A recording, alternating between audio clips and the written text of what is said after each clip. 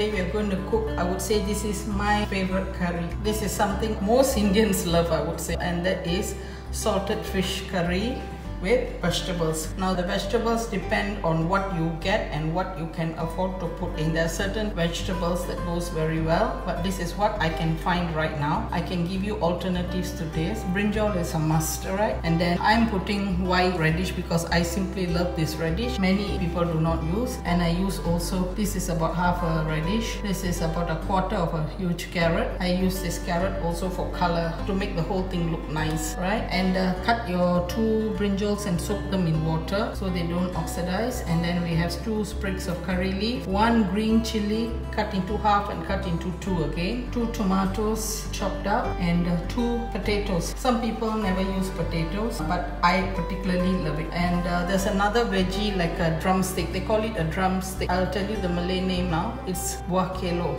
Okay, that goes excellent with this. And there's a certain type of nut that's white color. You can find it in the Indian provision shops. It's called mocha, and that many people love it in this curry. But me, if there is, there is. If there isn't, it's no big deal. But for most Indians, it is a very big deal to have that. They call it mocha. Try looking for it. Soak it for about a few hours and then boil it for a long time with a pinch of salt. And then what I have here, people have different combinations. For the spices that you do the tempering with, I have mustard seeds, broken urad dal, and fenugreek. Now for the powders, I have a small amount of turmeric powder, 1 heaping spoon of coriander powder, 2 soup spoons of curry powder, and 1 flat spoon of red chilli powder. I'm going to make enough for 2 meals, or I will even put in the fridge and have it the next day because it always tastes better the next day. And then we have 15 whole onions. Okay, use your knife and take out the hard part. Just core it out, the hard parts, the white part. And then what I have here is 200 grams of ikan kurau bones. You can use any bones. You can use a mixture of bones and actual flesh, but here the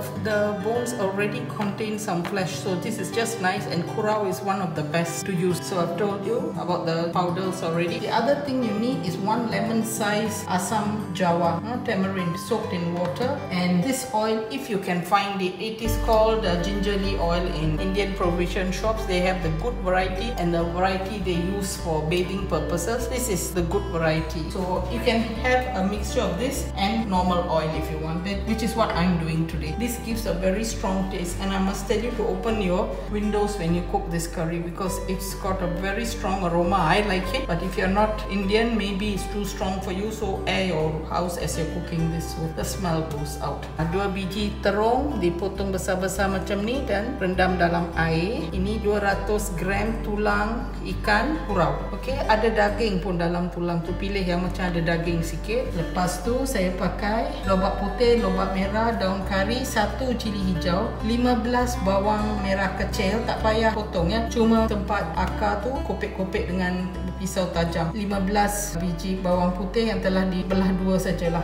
Lepas tu ada tomato 2 chop, 2 kentang potong sama dengan macam terung, dan di sini ada buah lemon saiz asam ya, asam jawa. Dan ini minyak bijan orang India punya. Kalau pergi kedai India memang dapat, tapi dia ada 2 jenis ya. Dia ada 2 jenis yang untuk mandi semua, lagi 1 untuk masak. Beritahu dia orang you nak yang untuk masak sekali. Lepas tu sini yang ni saya selalu boleh taruh minyak ni saja ataupun campur dengan minyak biasa ya. Saya hari ni campur dengan minyak biasa. Sini ada 1 sup tepung ketumbar. Lepas tu ada sini 2 sup tepung kari ikan dan 1 sup rata serbuk cili. Okey. Dan biji-bijinya ada biji sawi sedikit, saya lupa cakap, sedikit sudu kecil kunyit, biji sawi, halved, dan kacang urat yang telah dibelah 2. Yang ini 200 gram ya, tulang ikan kurau yang ada isi sekali sikit. Cuci cepat-cepat ya. Okey, sekarang saya akan mulakannya. Panaskan minyak. I've heated up the oil. This is not something everyone does, but I do it because for me, on the whole, food must look good and tasty when you eat it. A lot of people don't bother, but to me it's something. Food must look good, the colors must look attractive. So for that reason, I am frying this in oil just very fast to retain the color. I will add it back later to cook, and it cooks faster.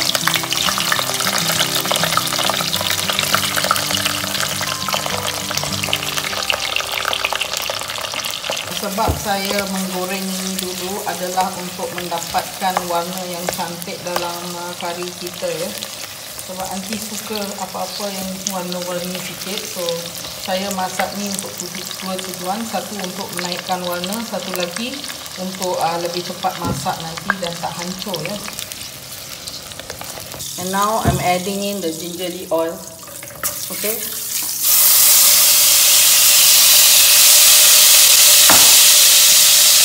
And the mustard seeds go in. Biji sawi setelah dimasukkan tadi, berikutkan dengan halved dan dal putih ya. Followed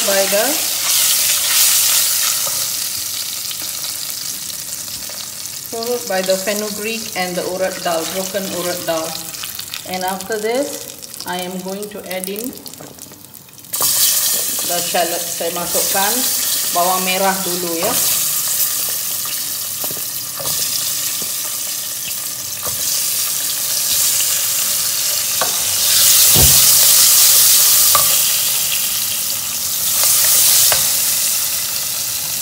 And now I'm adding in the garlic that has been powdered.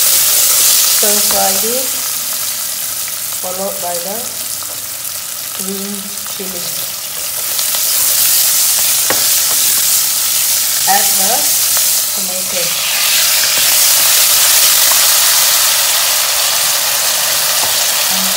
Saya telah masukkan bawang putih, lepas tu cili hijau dan tomato yang telah dicincang. Goreng ini dalam minyak ya. So now I'm adding in that small teaspoon of turmeric powder. Saya masukkan tadi satu sudu kecil serbuk kunyit. And then I've added 1 small teaspoon of turmeric powder. And now 1 teaspoonful of coriander powder.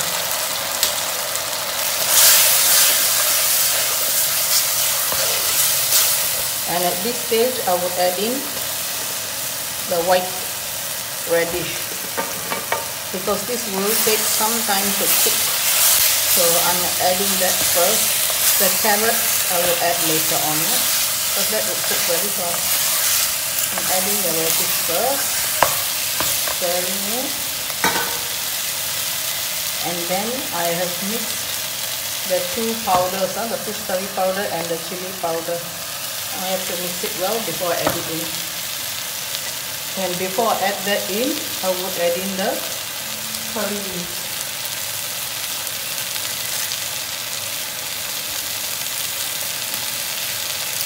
Take the curry leaves. Saya telah masukkan lobak putih dulu ya, sebelum carrot dan lain-lain. Lobak putih dengan kentang sekali ya. Potatoes also going now, because these two will take a long time to cook. Meanwhile, I'm mixing up the chili powder and the fish curry powder. 2 teaspoonful of fish curry powder and half, or rather 11 teaspoonful of chili powder. This would be pretty hot. I'm not a person who likes very hot food, but reasonably hot food I do like. So if you feel like you don't want to use the chili powder at all, please omit that. And now I'm going to add in the mixed curry powders. Yeah.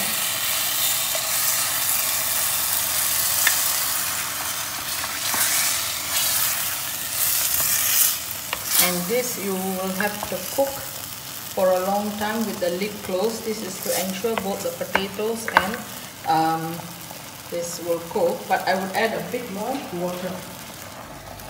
Don't add the asam juice at this stage, because that will stop the veggies from cooking fast. Saya telah masukkan serbuk tadi yang telah dipancur dengan air dan tambah lagi sedikit air. Saya belum lagi masukkan asam jawa saja, sebab asam jawa akan membantukkan kentang dengan labu putih ni dari masak cepat ya. So lepas dia masak baru masukkan asam. Kita boleh rasa-rasa dengan cucuk-cucuk dia.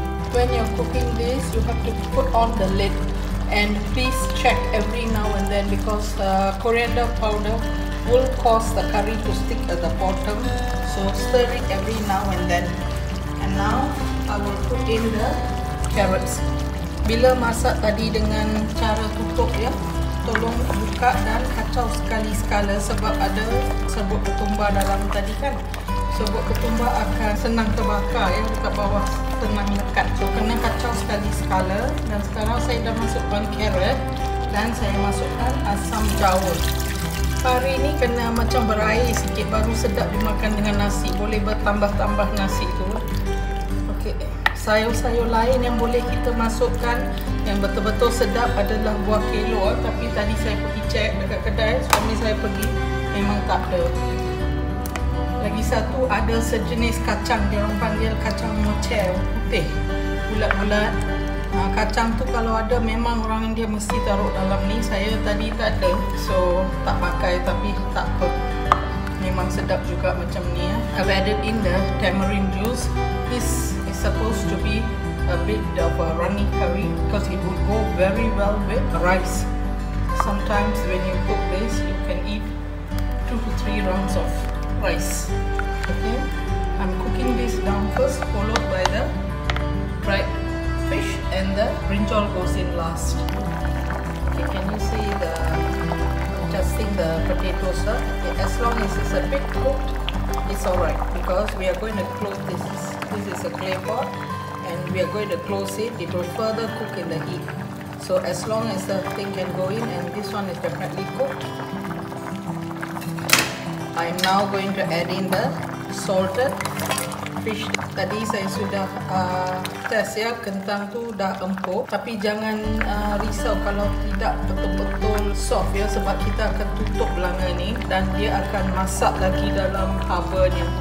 Okey, saya dah masukkan ikan kering ya. Jangan masukkan garam ya, sebab ini dah ada garam. Okay, this is something I do only for seafood curry. Add in just a tablespoon of butter. After everything has cooked, add a tablespoon of butter. What I did earlier was I added in the brinjal. First the salted fish, and after some time the brinjal, and cook it covered. Okay, remember the heat from the clay pot will cook the potato further, so don't worry if your potato is not fully cooked. And then I've added in a teaspoon of butter at the end. This is just a trick I do only for any seafood, especially for prawn curry too. And this is already done. I'll dish it out, but I'm going to show you the best utensil to use to cook any curry, especially things like salted fish, is something like this. Okay, but this one is too small for me to use for this much of curry, so I'm just using a clay pot. Okay, but a real true clay pot will be nice for many curries. Okay, but right now I've only got this size, so I make small quantities of food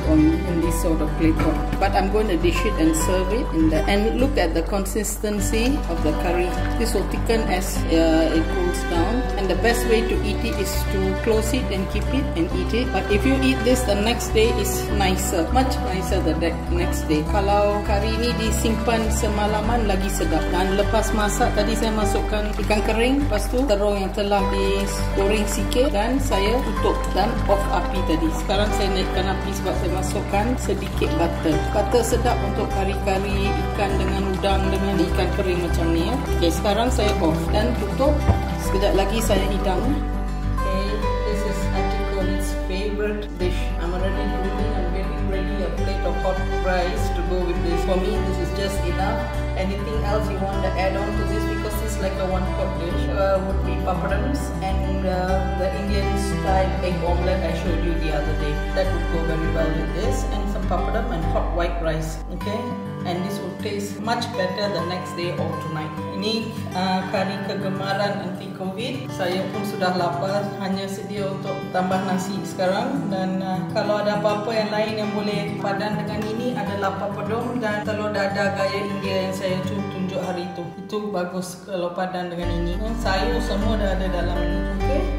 Jangan lupa share, like, subscribe. Okay, thank you. Nak makan sekarang. Bye.